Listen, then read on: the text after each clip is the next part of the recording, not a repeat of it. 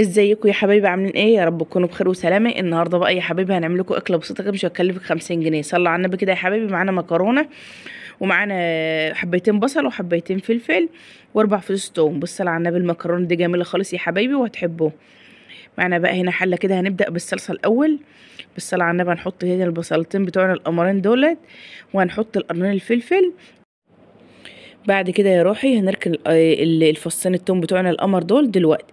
بعد ما تتدبل البصلايه بالقرن الفلفل القمر دول، هنبدا نحط الفصين التوم عشان يدي روحه كده ويبقى عسل كده زيكم يا حبايبي. لايك بقى للمنوره واشتركوا معاها في القناه عشان يوصلكم كل جديد يا حبايبي، وشجعوا تعمل لكم فيديوهات. معانا هنا يا حبايبي مكرونه هنا فريش، اللهم صل على النبي، اسفه يا حبايبي، صلصه هنا فريش وفلفل وكمون وقرفه يا روحي، بتبقى جميله خالص في المكرونه، وشويه كزبره ناشفه اهو. هنقلب بقى البهارات بتاعتنا القمر دي كده في بعضها، وهنغطي عليها وتسبك يا حبايبي، ونسيب الغطا موارب شويه يا روحي. وما تنسيش يا روحي الملح على الصلصه. معانا هنا بقى يا حبايبي شويه ميه كده على قد المكرونه بتاعتك يا قلبي. هنسيب المكرونه الميه تغلي قوي يا روحي، وبعدين نحط المكرونه. لازم تغلي قوي، نحط شويه ملح. والمكرونه بتاعتنا يا حبيبي فيها العلامه البيضاء القمر دي عشان تبقى نص سوا نص سوا يا روحي، ما تزوديش عن كده. معانا الصلصه بتاعتنا اتسبكت وبقت عسل كده.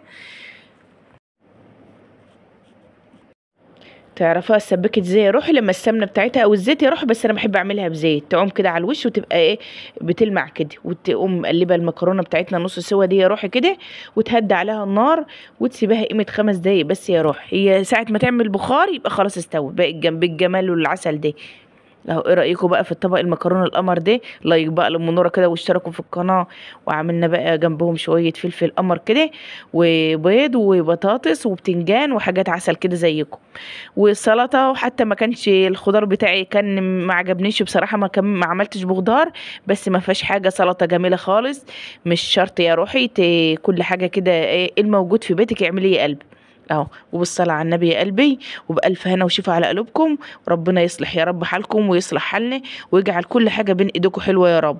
لايك بقى للمنورة يا حبايبي عشان تشجعوها تعمل فيديوهات او اكلة بسيطة خالص، مش هتكلفك 50 جنيه، حاجة كده على قد الايد ومشيتي يومك وكده ايه، وحاجة كده بسيطة موجود في بيتك، وكل حاجة بألف هنا وصحة على قلوبكم يا حبايبي.